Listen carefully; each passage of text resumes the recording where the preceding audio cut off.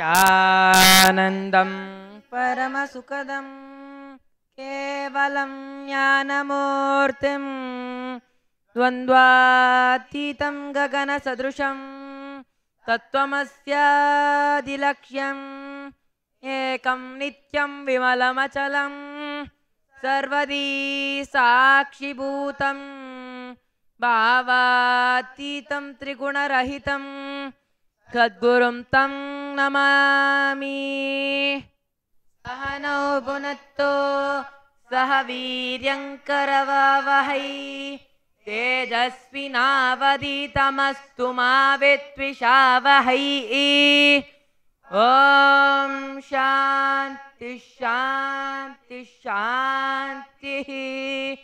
What I feel is you will, by being in poverty, you will lose your ego and possessiveness towards anything. So you will reinvent yourself. Just adding to the point, like how Swamiji said in today's satsang, when you're in this, like when you're experiencing the poverty in your life, when you just keep renouncing something and just leave everything for 1 year and just take off from everything for 1 year, you will reinvent yourself. You'll forget your identity and you'll just reinvent yourself as a new being, because you will not be possessive, like as Swami said today morning satsang, you will not have any possessiveness towards anything, and you'll just start renouncing everything and just reinvent yourself. What I feel is, when you are in poverty, you don't associate yourself with your materials and possessions. Otherwise, you constantly have your inner image, and what you think about yourself is based on what you have. So, when you are in poverty, you give up all the things which you have, and you constantly reinvent yourself, and you will be constantly reinventing yourself. And what I feel is, when you're so rich, when you think you have everything, and you'll be when you feel that, when you know that you have everything, I'll be so happy, everything. But only when you start, when you start living in the poverty, utter poverty, you'll start reinventing yourself. Like when you are so rich, you get attached to things. I have so much, without this I cannot live. But only when you just live in the utter poverty, you understand nothing is permanent, and you start reinventing yourself. This is what I feel. Just adding to the point, like how Swamiji said in today morning satsang, Nachiketa's father, the Ujjayi, he was he was in Rajas, like he was powerful, but then was so confused. He had everything, but then he avoided knowing. He felt like he might lose at one point. He was a king and he was so rich and he had everything, but then he felt he will lose. But Nachiketa was in pure seeking, where Yama himself came and explained him what is death. I have a question. What did Swami mean by real heaven is completion? What I think, how Swamiji said today morning, Nachiketa's father was just giving because he thought it would be like a bargain for heaven. He was just giving, I wouldn't be from a right context, but to get a spot in heaven. But what happens is, when you give it out of the context of real renunciation, you understand that heaven, real heaven, is just here and now. It's not something you'll achieve later after you give and then after you die. It's just something you'll achieve here and now. What I feel by what Swami meant is, by telling that completion is the real heaven, because when you are in completion, you will be radiating such a bliss and ecstasy that you will start experiencing so much bliss, and even the people around you will start experiencing bliss, and you will express bliss, that the life itself aligns itself to cause your reality, or whatever happens, you don't get violated, and you just remain in the space of bliss and ecstasy. What I understood by what Swamiji said is, Nachiketa's dad was like Rajasic, because what Swamiji meant by Rajas is when you're powerful but you're so confused. Swamiji explained the Tamas, Rajas and Sattva. So Tamas is like literally dead. Rajas is when you're powerful and when you're confused. You're powerful but you're confused. And Sattva is a pure seeking, is what Swamiji explained. So what Swamiji told was like, Nachiketa was in pure seeking, like complete sattva. He was in complete sattva. He was in pure seeking. But Nachiketa's father was in Rajas. He was powerful. He was a king and he was so powerful. But then he was confused. What should he do? Because he felt at one point of time he might lose all the wealth he has. Is what I feel. I want to add a point. Like how Swami, in one satsang, Swami defined tamas is not having any context and not doing any action. Rajas is doing action but not having context. But sattva is you doing the action and you being active and uh, having the context. In the case of Nachiketa's father, he did the action, he did the right action, he did homas and yajnas, but he didn't have the right context. He did it out of vested interest. He didn't have the right context. That's what Swami meant by telling that Nachiketa's father was in Rajas. I have a question. In today's morning satsang, Swamiji told that Kathopanishad deals with the most important chapter, that is death, and even told that we should apply this in our day-to-day life. What did he mean by that? What I feel is like how when Swamiji started the Kathopanishad, he just described how Nachiketa was. Like he was really seeking and he wanted to know what is death. So like how Swamiji explained even in case of Buddha, the moment he saw a sick person, an old person and a dead person, he really wanted to know what is death, what is death, what is that which is there in everything, and it is still a mystery. So he really wanted to know and he had a seeking to know what is it, what is the death.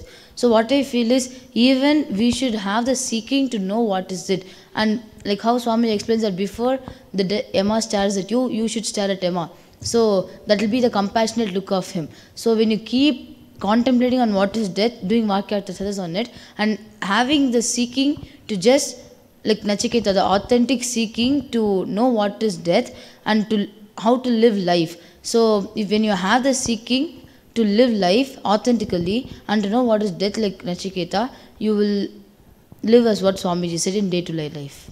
What I think is how Swamiji said, when you actually understand death completely, you'll be able to live a full life. So what I think is when you understand the Kathopanishad and seek into death and basically you go deeper and deeper into the understanding of death, you'll be able to live your life more completely and happier. I have a question. What did Swami mean by the poor man is the man who have never seen poverty in his life?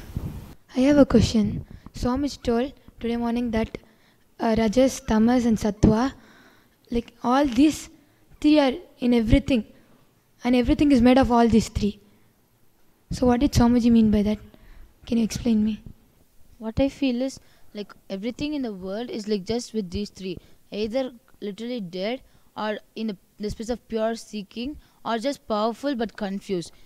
We are all stuck up only with these three. If you're in pure seeking, you'll be like Nachiketa seeking, or if you're like in Rajas, you'll be powerful but you'll be confused what to do. You may have the fear that you may lose, or you'll be just confused with your life, or you'll be literally dead. Is what I feel as what Swamiji meant by everything is just with all these three.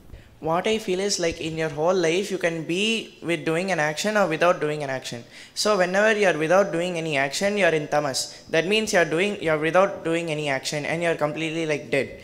Or you can be doing an action without a right context. So you can be in rajas. Or you can be with doing an action and doing it with the right context. So whatever you do in your life, either you can be doing an action or not doing an action, or having a right context or not having a right context. So whatever happens in your life is always aligned to one of these three. I have a question.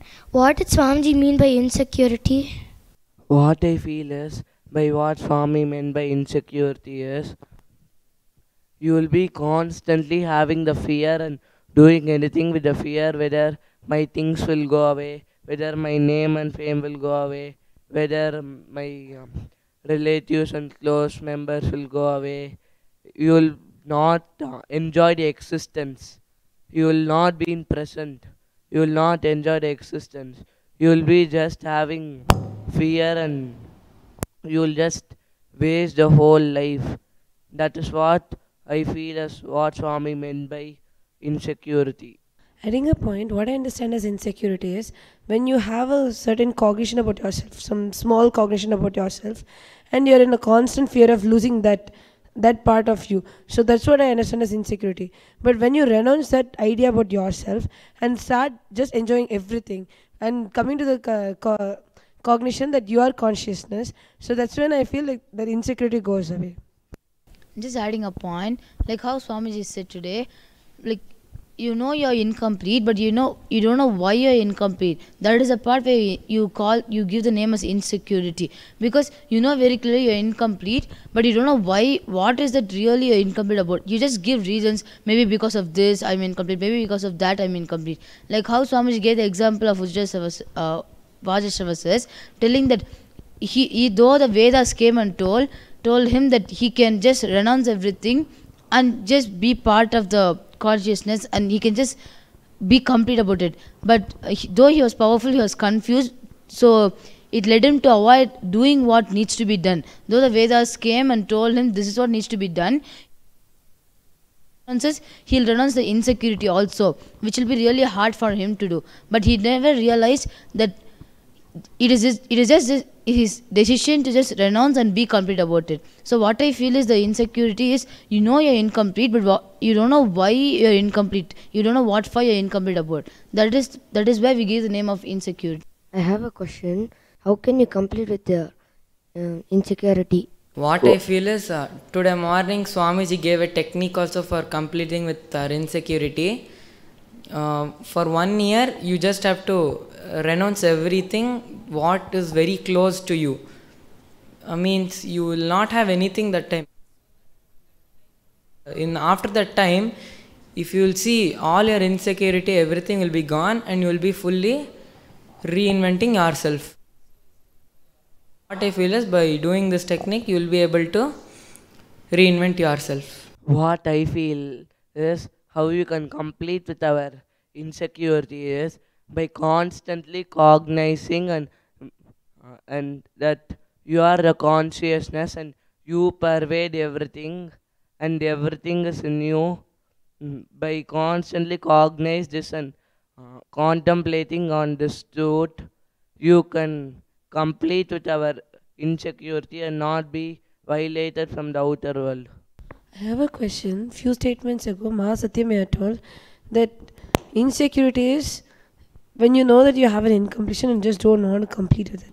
So does that mean having insecurity and worshipping the ignorance both are the same? What I think is when you worship the ignorance, you don't want to learn. You don't want to learn anything that expands you. But when your insecurity is sort of like when you don't know how to complete yourself. You're confused about how to complete yourself. So what I think is it's not the same thing. What I feel is, and I want to say that I never told that you don't know how to complete. I said that you know you have incompletion, but you don't know what you're really incomplete about. So that is the time you give the name as insecurity, not when you don't know how to complete. See, how to complete, even Swamiji gives the techniques, different techniques for us to complete. But you don't know what you're exactly incomplete about, but you know you're incomplete. That is why Swamiji told it is called the insecurity. So I feel worshipping the ignorance and insecurity is not the same. Having a question, that will third eye awakening help us in completing with the insecurity? What I feel is yes, because when your third eye is awakened, you start perceiving the reality, you start cognizing the reality. And the reality is that you are consciousness and you exist in everything and everything exists in you. When you cognize this truth and you start cognizing this truth, you will not have insecurity. So what I feel is third eye awakening will bring us to reality and will help us and make us complete with our insecurity. Adding a point, what I feel is that third eye awakening will help you to complete with your insecurity, because when your third eye is awakened, it brings lot of clarity and lot of intelligence to you. So because of that, you'll not have any confusion at all. And also that when your third eye is awakened, you'll be in the space of reality. You'll not have any lower cognition about yourself, and the confidence you'll start radiating will also be like very high. So because of that, you'll not have any insecurity. How Swamiji said, like you don't know what you're incomplete about, and you just give reasons for it. What I feel is confusion is when you don't know what the incompletion is. But what I feel is insecurity is you're incomplete and you don't know what you're incomplete about exactly. But instead of thinking what is the incompletion and contemplating about it and just completing for it, you just give reasons for it and you start feeling scared. You start getting scared about it. Like, will this happen to me? Is it because of this is it because of this I am incomplete? You start feeling that insecure. You have the insecure feeling. That is what I feel as insecurity. What I feel is confusion is you not knowing who are you. You don't know who you don't have a right cognition about you. And you're confused about you, what you think about you, you're confused. You're confused about what you think about you. And in insecurity, you just start associating yourself with your things, with the things which you have. So what I feel is when you are in confusion, that confusion will lead you to insecurity. Adding a point, what I feel is insecurity is just a byproduct of confusion. It's like only when you're confused and you don't know who you are, you don't have that you don't have that confidence about yourself, and you're thoroughly confused. That's when this insecurity even happens. You start associating yourself with something, and you start possessing it, and you start having the fear of losing it. So this is what I feel like. Confusion leads to more insecurity. What I feel is insecurity leads to complete confusion, and confusion leads to insecurity. I have a question. Is renunciation the best way to reinvent yourself? What I feel is yes, because when you renounce, you don't associate yourself with the things around you. So you start seeking for a higher dimension of you. You start trying to make a deeper cognition about you, and by which you will be constantly reinventing yourself, which will lead you to experience that your cognition. Adding a point, what I feel is that reinvention itself is like when you renounce your old idea and get a matured cognition in yourself. So obviously, renunciation is the way to reinvent yourself. Like anywhere you see, whenever you reinvent yourself, that means your immature old cognition is you renounce that cognition, and then with that confidence you gain this new matured cognition in you. So this is what I understand. I have a question. In one of the sections, Swamiji told that when you are born itself, you start preparing for death. Can you explain what is that? What I feel is when you live from the right context of the purpose you want to achieve, when you keep aligning your actions from the time of your birth for just the purpose of enlightenment, continuously seeking for it and knowing what life means to you, like what you want exactly, and living up to what Swamiji says and having the seeking, even at the moment of death, you will only seek for more and more. At that point, Swami will be there to liberate you. So what I feel is when you keep aligning yourself to the context from the birth, is that what I feel is from that time of birth, aligning yourself, like preparing yourself for that. I want to add a point, like how Nachiketa from his birth, he was trained by his gurus to have a seeking about death, because of which he was prepared to death and he had a right cognition about death, which liberated him and which made him enlightened. So what I feel is, in Vedic tradition, from birth, you are prepared for death. With this, we come to the conclusion of today's Vaakyaartha Sadhas. We will continue exploring into the deeper truths in the further Vaakyaartha Sadhas. We will now conclude with the Purna Mantra. Om Purnamadah Purnamidam Purnat Purnamudachyate Purnasya Purnamadaya Purnameva Vashishyate. Om Shanti Shanti Shanti. Hari Om Tat Sat. Sarvam Sadguru Padukarpanamastu. Om Nithyanandam